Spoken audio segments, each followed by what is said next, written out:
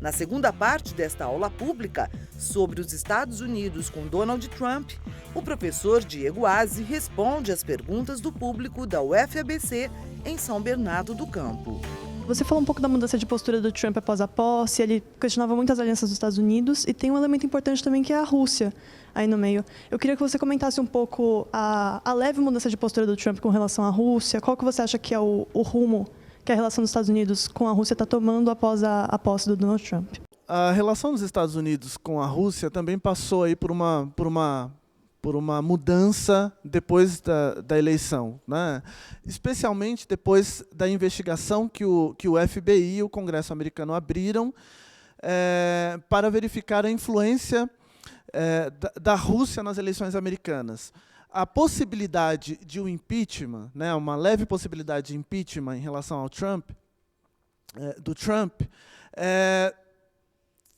causou aí um choque de rotas aí entre a Rússia e os Estados Unidos. Os Estados Unidos passaram a criticar a Rússia abertamente na mídia, especialmente, acho que o ponto alto disso foi quando houve o ataque químico a civis feito pelo Assad.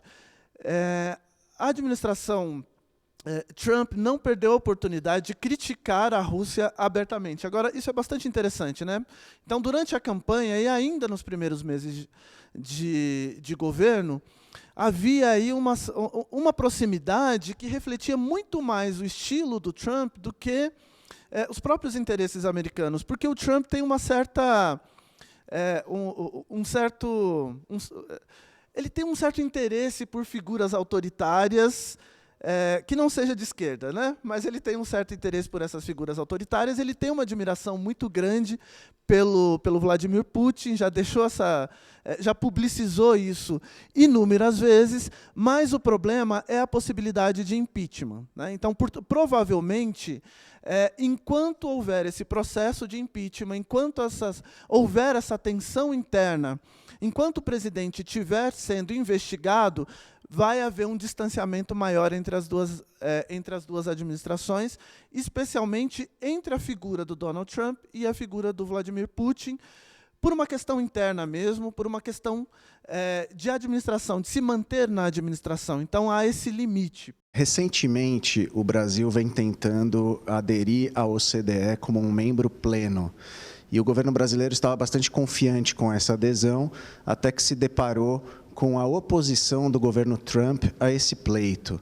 Eu queria que você comentasse um pouco sobre a política do Trump para o Brasil ou a ausência de política do Trump para o Brasil. Qual é a sua visão sobre isso? Eu penso no seguinte, eu vejo como uma certa ausência de política, não só para o Brasil, como para a América Latina. Os Estados Unidos cortaram aí mais de 600 milhões de dólares de ajuda à América Latina recentemente e acabaram agora, há pouco tempo, de anunciar uma política para a América Latina. É uma política bastante genérica, como a maioria das políticas que os Estados Unidos têm adotado para a América Latina nas últimas décadas. Então, a oposição dos Estados Unidos da entrada do Brasil na OCDE, eu vejo eu vejo pelo fato de que o país privilegia muito mais a sua relação com os seus aliados tradicionais da Europa e da Ásia, os países desenvolvidos, mantendo uma certa distância com países periféricos em desenvolvimento, né, pretendendo, portanto, separar esses grupos. A relação dos Estados Unidos com a América Latina, a partir desse novo documento, desse novo discurso da administração Trump, é uma relação que ela seria pautada no desenvolvimento econômico, na cooperação comercial, na cooperação política, portanto, termos bastante genéricos, sem definir aspectos muito específicos. Talvez o aspecto mais específico e mais claro dessa relação seja a renegociação do NAFTA, que o Trump vai empreender de agora para frente com o governo mexicano, né? Todo mundo esperava que os Estados Unidos fossem abandonar o NAFTA. Os setores mais radicais e mais conservadores da administração americana já haviam preparado um documento de saída dos Estados Unidos do NAFTA, mas o Trump voltou atrás depois de conversar por telefone com o presidente mexicano e com o primeiro-ministro canadense, mas reafirmou que os Estados Unidos farão um processo junto a esses dois países de renegociação desse acordo regional. Portanto, nós devemos esperar algumas mudanças importantes em defesa da economia americana. Isso vale para a América Latina também, né? Os Estados Unidos devem, não sei se revisar profundamente o comércio, mas eles estabeleceram estudos do comércio dos Estados Unidos com todas as regiões do mundo, inclusive com a América Latina, para ver a possibilidade dos Estados Unidos ampliarem as suas exportações.